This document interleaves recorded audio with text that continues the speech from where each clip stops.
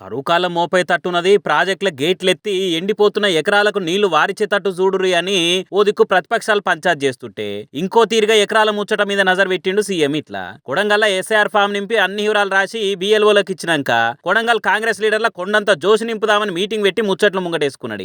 ఇక ఎస్ఐఆర్ లో వెనక ముందైనా ఇలా పేరు లేకున్నా ఓటు అట్టిటైనట్టే కాబట్టి హస్తం గుర్తుకు వాడే ఓట్లు ఆగంగా అవద్దు. నియోజకవర్గంలో జిల్లాల కాంగ్రెస్ లీడర్లంతా కాళ్ళకు బల్పాలు కట్టుకొని తిరగాలి, కష్టపడాలి అనుకుంటా ఒక్కో లీడర్ కు వరుస పెట్టి చెప్పుకుంటా.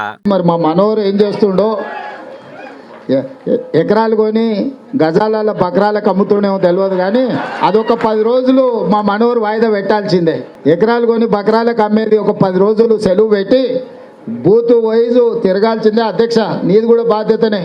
అదట ఎకరాలలో కొని బకరాల గజాలలో అమ్ముతున్నాడు కావచ్చు.